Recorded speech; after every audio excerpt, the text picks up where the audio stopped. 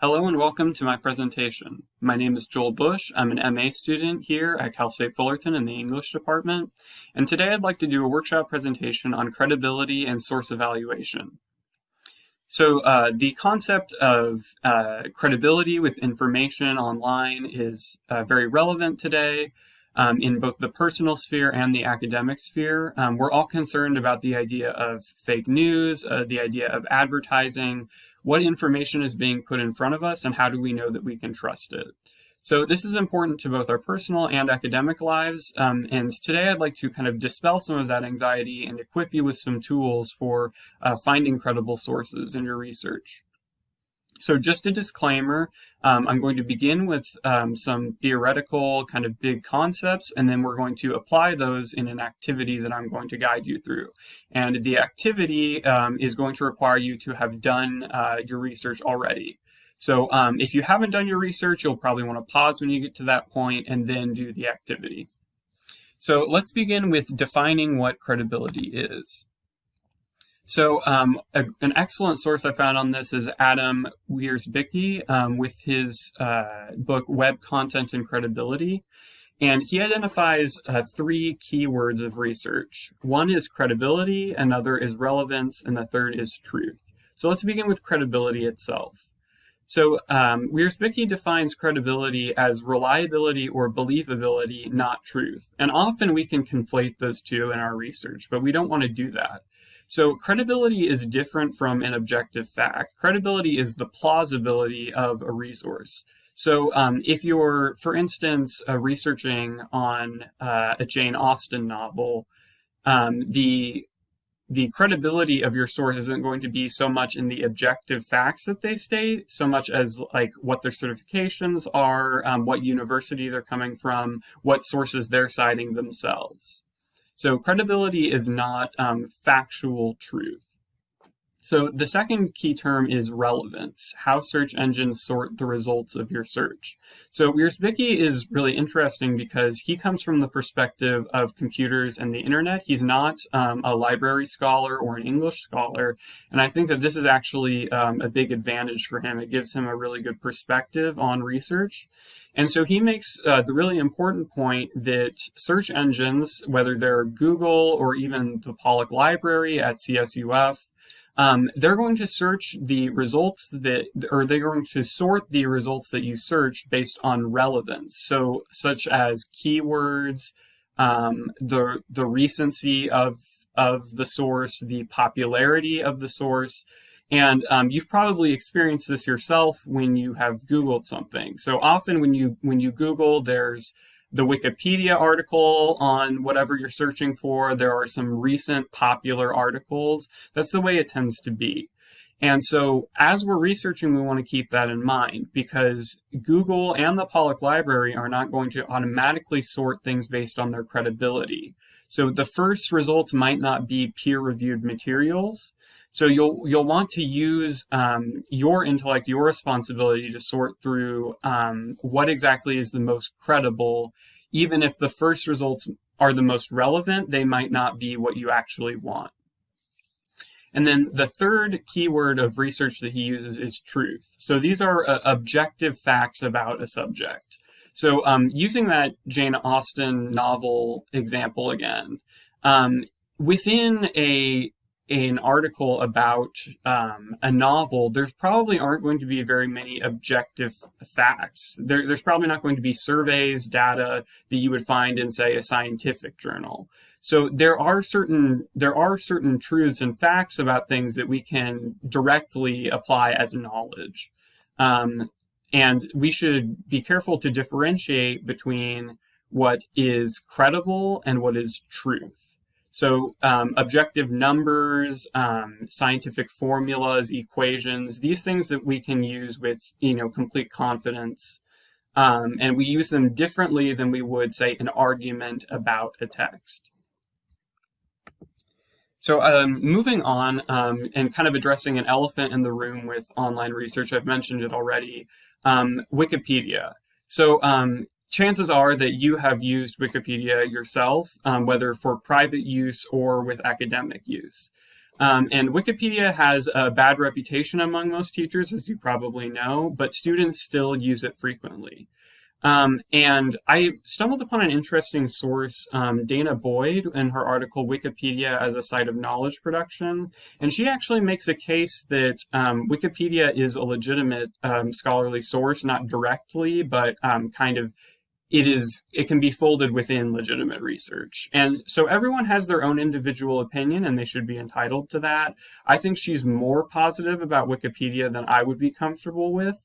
But she makes some very good arguments. So for instance, she makes the point that textbooks are not necessarily less biased than Wikipedia.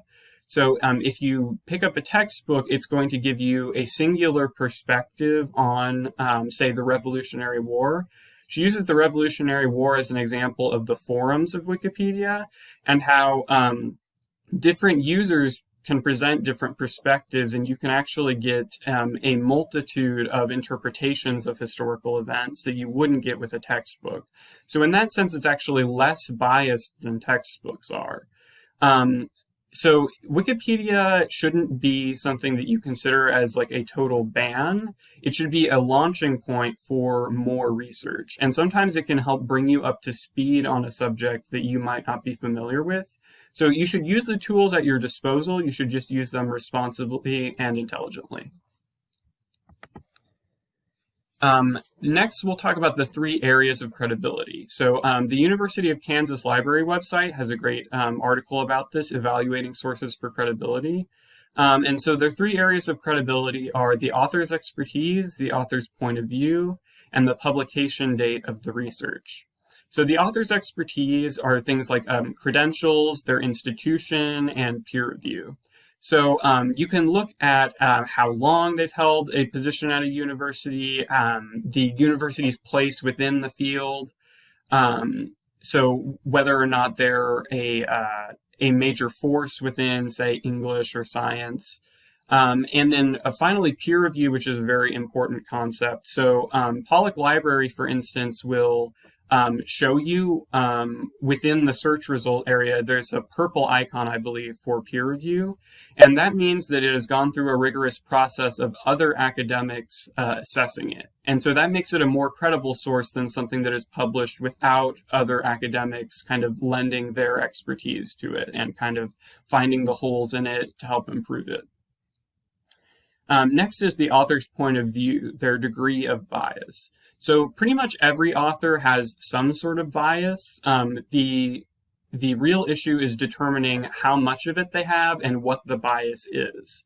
So within the humanities, for instance, one giveaway for, say, English scholars is they're very biased if they don't include credible arguments from opponents of a particular interpretation. So if there's all one point of view, or they only include a couple sources from an opposition point of view and kind of scarecrow the arguments, that's a clue that it's a very biased article. Whereas less biased articles will cede points to the opposition, show where they're right, before arguing their own point of view. And finally, with credibility, there's the publication date of the research. So the context of the discipline dictates what dates are legitimate sources. So by that, I mean, if you are a biologist, you're probably not going to want to use a study from, say, the 80s. So this is very different than in the field of English, where there are these legacy texts from theorists such as, say, Freud or sort of the French philosophers that are decades old. But we still use those, we just use them along with more modern interpretations of those theories. So that's a major differentiation. You'll want to distinguish between the disciplines to determine like what sources are actually going to be helpful to you, because it would be a shame to use a very old study in the sciences that has been discredited. So finally, let's move on to the credibility workshop. So this is the actual activity where we can put these big ideas into practice. And as I said before, it helps if you've already done your research at this point. So what you're going to do is you're going to compile all the sources that you have for a particular research project. And on say, a whiteboard, on your notebook, on a Word document, you're going to compile those sources into two big columns. So the two big columns are going to be labeled reliable and not reliable. And so I got this workshop idea. I have modified it for individual use. It belongs to Janet Pinkley and Linda Carroll. The article is entitled Evaluating Sources on the Scholarly Spectrum. You can find it on Pollock Library if you search for the Critical Thinking About Sources cookbook. So really interesting formatting there. They actually format each activity as a recipe card, so I thought that was fun. So what you're going to do with those columns is you're going to add up your sources. So feel free to pause the video now to do that.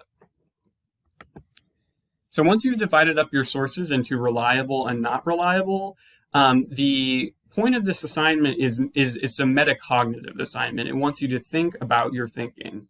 So I have some examples of my own reliable and not reliable source as they're labeled. So a kind of classically reliable source, I'm picking the sample of, let's say you're writing about the novel Emma by Jane Austen. So this source is written by a lecturer at Yale University and published in a peer-reviewed journal. So that's how you know that it is legitimate, it is credible. So all of those factors contribute to why the source is reliable. As to a not reliable source, let's say, for instance, that you looked at the Rotten Tomatoes review page for Emma, the 2020 film.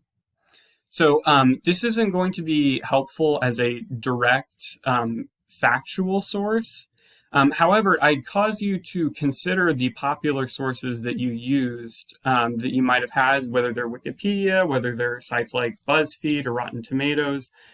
These could actually be helpful for establishing what the popular view of a text or film might be.